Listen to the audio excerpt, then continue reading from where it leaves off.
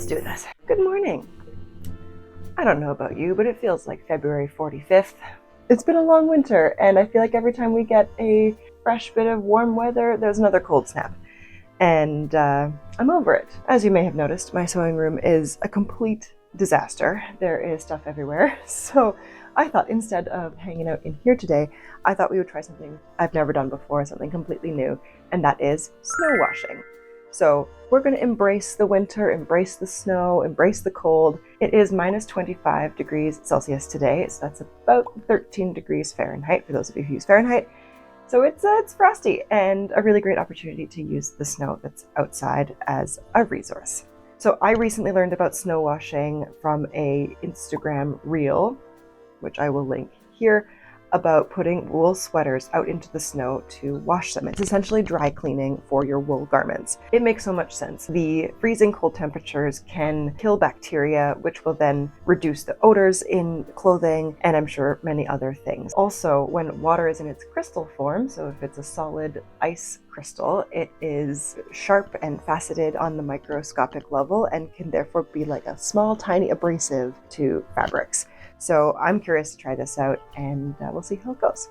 For today's experiment, I'm going to be washing 2 wool pieces. I've only heard of this working with wool, but if you know about using this for maybe silk, which is sort of a hydrophobic fabric, that might be interesting to do as an experiment later, or other fabrics. I would love to hear about it. One of the reasons this just makes sense to me is I grew up reading Little House on the Prairie, and they used the harsh climate in the prairies to make things work for them. So they would wash their babies' diapers in water, and then they would hang them out on the line in the sun to bleach in the sun. So there's no stains left on the baby's cloth diapers. So I'm not surprised to hear that washing in snow is also an option. Okay, so the 2 pieces I'm going to wash today are a vintage 1940s wool dress and a modern long sleeve shirt that I've been wearing recently. So let me grab the dress. So this is she. So this is a 1940s wool dress with a peplum, zipper up the back, and its original belt, which we love to see. This was a gift. I received this from Doug of Vintage Glory here in Winnipeg. This piece was from an auction where he bought an unopened trunk and had no idea what was in it, and inside were the belongings of a school teacher. So there was a couple of dresses, books, mementos from her students from over the years, and while the other dresses did not survive, they were cotton dresses, all handmade, likely by the teacher herself. Those dresses had disintegrated, but this one, because it's made of wool, it survived. It's not in terrible shape, but it needs a bit of restoration, and so I'm going to use this today for my experiment. So there is some staining, and Doug did launder this garment several times and was unable to get the stains out, so I'm wondering if maybe the snow can work its magic. And it also has a slightly antique smell. So if you buy vintage garments, I'm sure you're familiar with the sniff test, and sometimes older garments that have not been stored properly will have sort of a musty smell. They might have decades of cigarette smoke embedded in the fabric. You never know. So I think the snow can really help neutralize all of that. And we'll see. It's an experiment. If I can't get it completely clean, that's okay. It's still a beautiful garment. Most of the staining is concentrated on the underarms, which is, of course, understandable and also fairly hidden when you're wearing the garment. And then to compare, I also have a modern garment. This is just a basic wool long sleeve shirt. I've been wearing this as a base layer when I walk to the office in the mornings, and it keeps me warm. So I've worn this a couple of times, so it doesn't smell bad, but it definitely has a bit of deodorant fragrance, and it doesn't smell like detergent anymore. So I'm curious to see what that will come out in the snow. Both of these are fairly dark and don't have any like visible dirt on them, so I am curious what that would look like on a lighter garment that has visible schmutz on it. So this is what we'll test today, and we'll see what happens. As someone who dresses in vintage fashion almost every day, one of the most common questions I get is, how do you dress like that in the winter? And the reality is, you wouldn't know I dress vintage until I get indoors and take off my parka, because when you live in a climate like mine, I'd rather be warm and alive than looking cute. So, yeah, I'm already sweating. Let's go outside.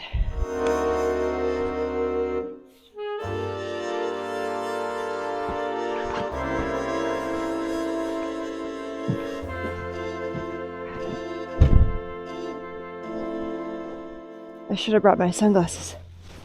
Okay, so it's minus 25, but it's not windy, so it's actually not too bad out here today, and I'm quite sheltered in my backyard. So it was 80-kilometer winds yesterday, so there's some debris in the snow, but I think it's relatively clean. I do have a dog, as we know, so I'm going to try and get as far back into the snow pile as I can, and I'll take you with me. There has been so much snow this winter that I can't open my side gate any farther than this. Joy.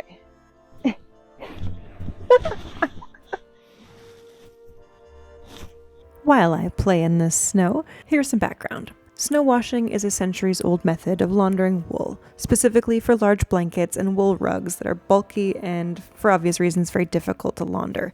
They're also even more difficult to get dry once wet. Wool is prone to felting, aka shrinking significantly if exposed to too much heat, so a cold process just makes sense. I also get that the sub-zero temperatures freshen the garment and kill odor-causing bacteria, but I didn't understand how it's supposed to remove dirt. But it turns out that the wool fibers behave differently in cold conditions. Wool fibers have microscopic scales that typically trap water, which is what makes wool so absorbent. But in cold conditions, those scales constrict or contract, causing them to push out any dirt particles. And as mentioned, the tiny little ice crystals of the fresh snow act as a gentle abrasive cleanser to get in between the weave of the fabric and scrape away all of that loosened dirt. Agitation helps with this, but I'll be honest, I was too scared to damage my vintage dress, so I just left it in the snow. The process is not necessarily meant to replace laundering, but it definitely helps refresh the garment without causing damage to the fibers. This prolongs the item's life, and we're all about that on this channel. Remember when I said it's not that cold out? Well, my phone disagrees. It promptly died. That's what happens when your phone battery is exposed to extreme temperatures. It either overheats and crashes or completely freezes and shuts off. So I went ahead and finished burying my dress and shirt in the snow, and we're going to let them sit there for about an hour, and I'm going to let my phone charge and warm up, and we'll get back outside and see how we did. Okay, and we're back. So these have been sitting in the snow for about an hour, and I'm going to shake them out and then lay them flat inside to sort of dry, air quotes. The classic moment in every filmmaker's life when they realize, only after the fact, that they were recording while moving the camera around instead of recording the actual action. Oops. I also got this little beauty. And by some miracle, I got this shot that I'm so happy with. Eee! Sorry, let's play it again without me interrupting.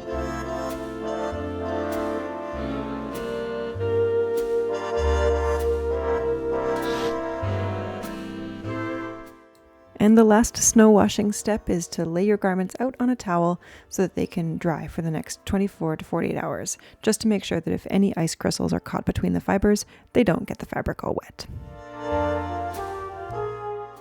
Ironically, the next day we got some unseasonably warm weather, and the ceiling in my sewing room began to crack and drip from what I can only assume is ice damming. Listening to my house drip into buckets is deeply upsetting, so I decided to repair the dress behind the camera. Luckily, I caught the drips in buckets before they could damage my sewing table or my fabric stash stored below, so let's focus on how fortunate that is. To bring the dress back to her former glory, she only needs a few things. She needs a new buttonhole, and once I cut off the torn one, I noticed that there's some mismatched thread that's already in here, so it's possible that it's already been mended once, so that's pretty cool. I got thinking about the dress's story, and if it was the finest garment in the school teacher's trunk, this may have been her Sunday best, reminding me that not so long ago our ancestors owned very few precious garments and took really good care of them, and that's what I'm hoping to do by restoring and caring for this dress. In addition to the buttonhole, the hem needed a quick herringbone stitch to invisibly keep the hem in place. It was only torn in one section, so that was pretty quick, and the same herringbone stitch was needed on the hem of one of the sleeves. After a quick try-on, I realized that the belt was also coming apart.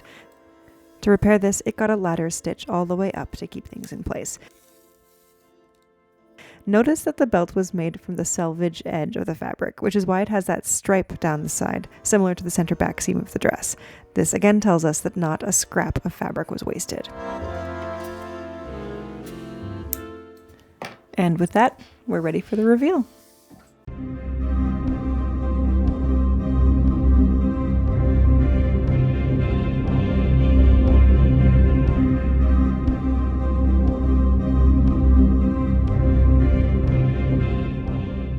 I don't wear 1940s fashion very often, and when I think of the 40s, I can't help but think of those who lived through World War II. I can only imagine the time of struggle to survive, the secrets, the fear, the loss, heartache, and just the brutal practicality. That's reflected in the fashion of the era, the military-inspired and simple garments that are just meant to get you through the most necessary tasks of the day, making do with what you had and mending to make things last.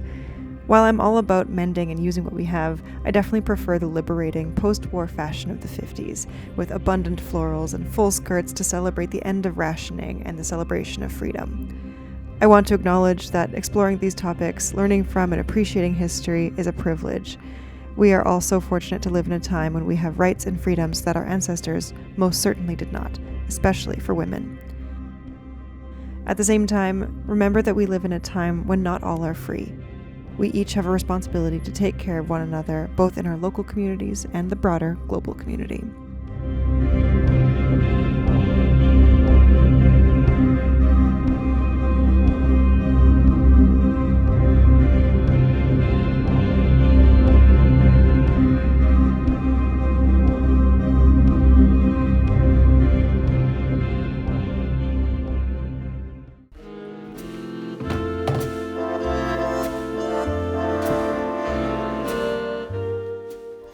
Hang on, let's move the very historically accurate dog toys out of the way. And there we have it. This is the final look. So this dress is mostly repaired. I did notice a few little holes in it since wearing it today, but she held up very well and she can now be a regular part of my wardrobe. So I waited all week for there to be snowy conditions to film that little vignette, and I'm so glad that we did. So huge shout out to Pat for filming in the freezing cold and helping me capture my little dream 1940s moment. So thanks, babe. I'm also very sure that I got lipstick all over this veil. Isn't that right, Bo? Yes. Bo wants to be in the video too. Of course you do. So I'm sure you're all wondering, did snow washing work? If I give this ye olde sniff test, there is still the faintest little bit of ode antique store, I would say, but it is better than it was. I think if I left it out in the snow a little bit longer and maybe if I agitated it a bit more, it would be a little bit cleaner. And the same thing for my modern top. If I give this the sniff test, it smells like fresh air. So that's very impressive. So I think it came out quite a bit fresher than it was, but I can still smell the fragrance from my deodorant. So it's not perfect, but a really good start. And I'll continue to wash this on a gentle cycle. Bo, can you lie down? Of course, you have to bring me all of your favorite toys. Yes, it's very nice. We'll play after, I promise. Good boy. Where was I? I will continue to wash this on a gentle cycle and lay it flat to dry the way I've been washing it already. That gives it a little bit more detergent fragrance and gets rid of the deodorant fragrance. So live and learn. So I had a lot of fun testing out 1940s fashion. Maybe I will add this to my regular rotation. This dress will definitely live in my fall and winter wardrobe. It is very cozy. It's a little bit itchy, but I am wearing it with an undershirt underneath for comfort. So I hope this video inspired you to try a different era of fashion. I had a lot of fun playing with the 40s and sort of transporting myself into that time. And if anything, I hope this video inspired you to go throw your rugs out in the snow and refresh them while the snow is still here, because worth a try. Either way, thank you so much for being here. It really does mean the world to me. We'll see you next time. Bye. Okay, Bo, now you can come up. All done. All done. Come on up. Come on. Yeah! Good boy. On the vintage dress. I must love you. Okay? Yeah. And you just got a haircut, so you're nice and clean. Okay. You want to go scourge? Okay.